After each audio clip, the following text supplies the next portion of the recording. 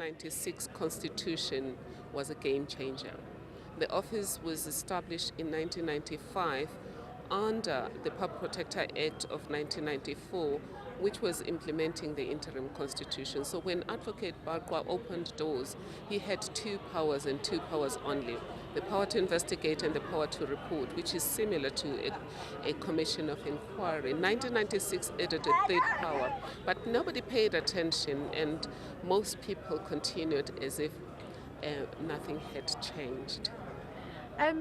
When you go out of your position, we've seen Corruption Watch come and say they want public hearings, they want public participation. I mean, you've basically raised the profile of the Office of the Public Protector to extraordinary heights, probably the highest than they've ever been. But what is your belief? Do you think there should be public participation in the process of choosing the person who will follow you?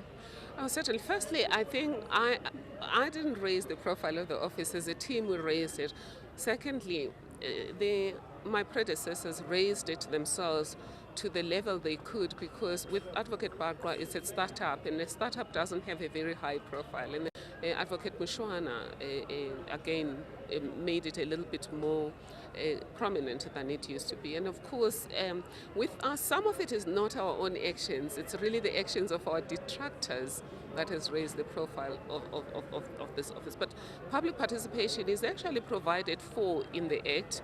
Parliament has to advertise the post, and then members of the public have to participate. What Corruption Watch has done is excellent, because people are not aware that they have a right to participate. They have a right to influence this process, not only in terms of what caliber of person is appointed, but possibly in choosing that person.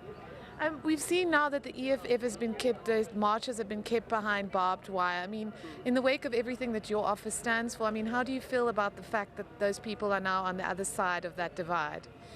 Well, personally, I can't really judge how the Constitutional Court manages its security arrangement. It would be improper of me, because I don't know what's happening and why. Yes, some precautions have been taken, but I think the institution is dealing with these issues as it deems appropriate. And then finally, your office did welcome the President's office offer to pay back some of the money.